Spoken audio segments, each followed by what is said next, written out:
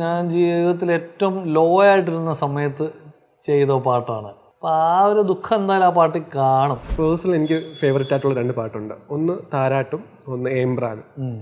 അത് ഈ പറഞ്ഞ പോലെ തന്നെ അതും ഇങ്ങനെ കിടക്കുകയാണ് അവിടെ. അതും ഒരു കാലം വരുമ്പോഴത്തേക്ക് അത് വീണ്ടും ചെറിഷ് ചെയ്ത് വരും. ആ പാട്ടിനെ പറ്റി ഒന്ന് പറയാമോ?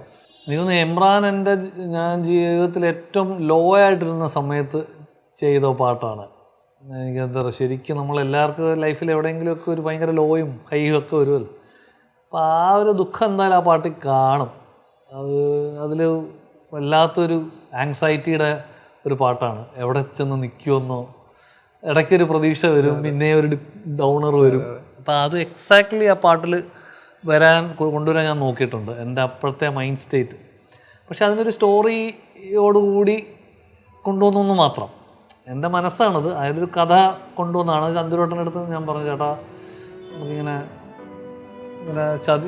ജയംബ്രാൻ എന്നെ തമ്പുരാൻ ചതിച്ച് അങ്ങനെ എന്തെങ്കിലും സ്റ്റോറി. അപ്പോഴും പുള്ളിയാണ് ഏംബ്രാൻ എന്ന് വെക്കാടാ, പുള്ളിയുടെ സൈഡിൽ നിന്ന് വന്ന വാക്കാണ് ഏംബ്രാൻ.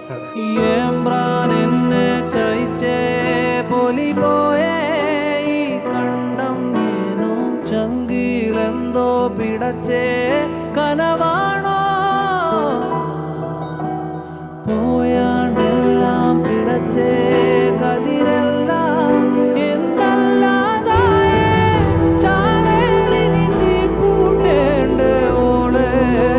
എൻ്റെ ഒരു വളരെ മനസ്സോട് എൻ്റെ അടുത്തൊരു പാട്ടാണ്. ഞാൻ ആദ്യമായിട്ട് പ്രോബബ്ലി ഇൻഡിപെൻഡൻ്റ്ലി ഒറ്റയ്ക്ക് ചെയ്യുന്ന പാട്ട് അതായിരിക്കും. മറ്റേ താളമൊക്കെ ഞാനും ശരണും കൂടെ കമ്പോസ് ചെയ്ത് ആക്ഷൻ അതിൽ അറേഞ്ച്മെൻറ്റും. ഇത് പക്ഷേ ഏംബ്രാനായിരിക്കും എൻ്റെ ആദ്യത്തെ എൻ്റെ സ്വന്തം ക്രിയേഷൻ. അപ്പം വളരെ സ്പെഷ്യൽ പാട്ടാണ്. അതിനകത്ത് ഈ ഭയങ്കര മൂഡ് സ്വിങ്സ് കേൾക്കാൻ പറ്റും.